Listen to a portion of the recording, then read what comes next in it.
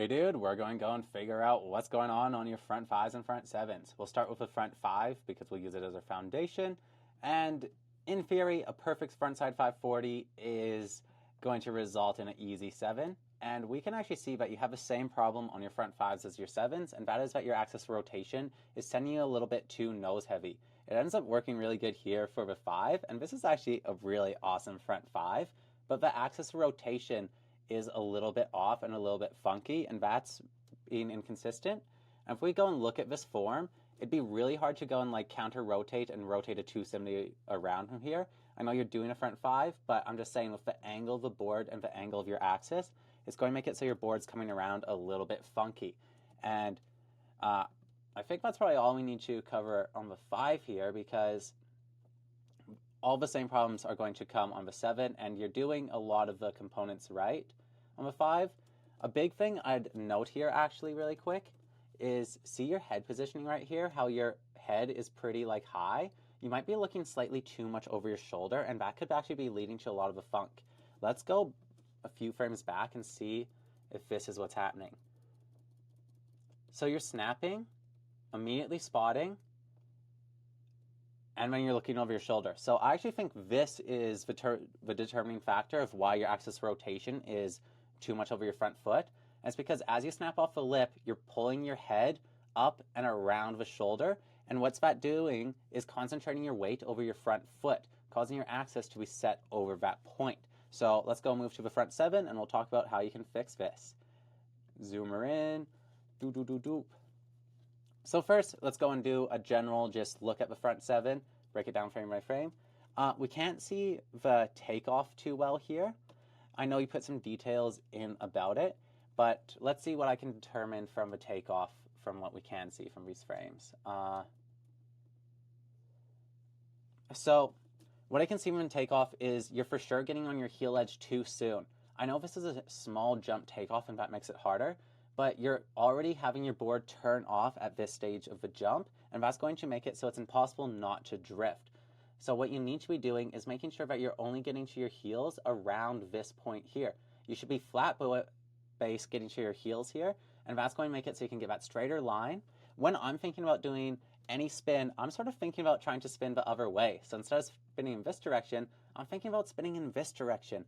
And that's because it's not actually going to make you spin in that direction. That would require toe edge pressure or the most patience known to man.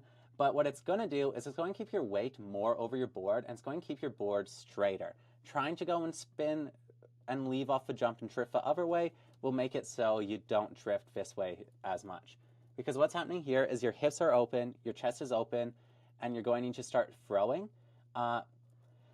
And then let's see what we can see about the snap. But that's why like this angle's coming off. You're just on your heel edge too soon, and that position is really hard to hold. It's a very hard position to hold straight for a long period of time, especially if you came in with a little too much of an angle.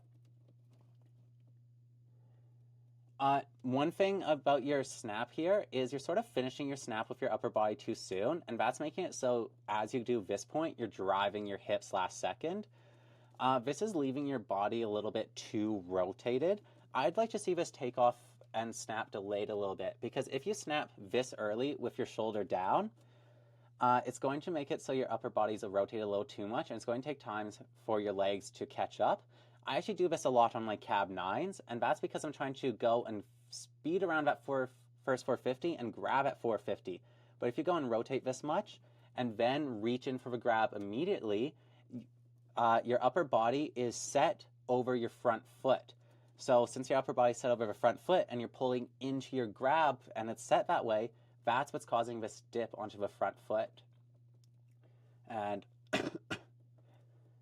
other than that, yeah, I think your head position just isn't helping. Okay, we're going to go to my front seven here and finish the lesson with that. So watch the difference here. See how I'm getting on my toe edge, holding it, small transition, and then even after I'm still on my toes going through the spoon of a jump, then I switch to the heels. So I'm already a full board length up the jump before switching to the heels. This lets me go and close up and then get a much cleaner snap.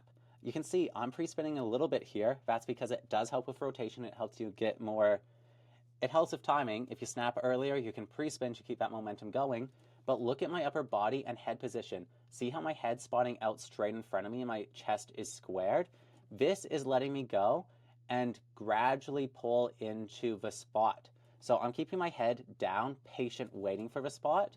And then at 360, I naturally see it. And I'm seeing it with my whole chest leading the rotation, getting into it, but not trying to overlook and get my core rotating. I'm leading with the upper body, but not so much that my core starts rotating.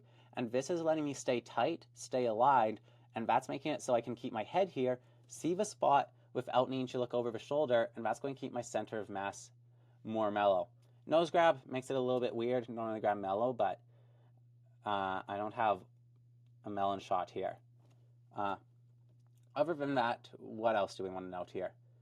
Not much, dude. Just delay getting into your heel edge. Try delay the snap. Try to not... Delaying the snap will make it so you don't overextend your body as much. Not overextending your body so much will make it so you stay a little more centered in your board. That's going to make it so you pop more off your tail. Popping more off the tail will make it so you have a more natural arc off the jump. A more natural arc off the jump will give you more power, more control, making it so you feel like the rotation is going to come around, which should help with you not needing to overlook and lead the rotation. So the only thing in the air I'd want you to focus on is wait to grab a little bit, grab closer to 270, 360. You can grab at 180. You can see I'm grabbing 180 here, but right now you're throwing too much into that grab and it's throwing off your axis of rotation. So let's take a step back and wait to do the grab. Going back to your front 7 for a second. Ooh. So wait to do the grab a little bit. This will go and hopefully put less weight over your front foot, making it so your axis isn't as wonky. And then, let's see, head position. See how you're going and throwing your head, like your head's in this spot, and when you throw it, a front 7, you want your head to be stationary and you want to naturally have that spot come into view. Throwing the head is going to speed you up, so you need to be a little more patient with that spot. And this axis of rotation is what's making it so you can't hold a constant spot because you're rotating. And see right here, you're going and sort of losing that spot point, and now you're out looking this way. So remember, you need to keep your spot on the top of the knuckle. That's very important. Keeping your spot up here, rotating over it. So front 7 happens, you're coming in, up, and you're waiting until that knuckle comes into view, and then you continue rotating over it, keeping your spot on that point. We'll highlight this just one more time on my front 7 because it is a really important spot. So rotating, spot comes into view at 270, and look at my head. Well, you can't really see my head, but see here at 450, my head's at the same place, and then I keep my head at the same place the whole way, and that's what lets me land clean. So keep your eyes locked on that point, wait to grab, delay that takeoff, and it should result in a much doper frontside 720. And same things apply to your front 5. You're snapping it a little bit too hard, probably same reasons off the takeoff, and that's throwing off your axis. Nice. Oh yeah, and don't look over your shoulder.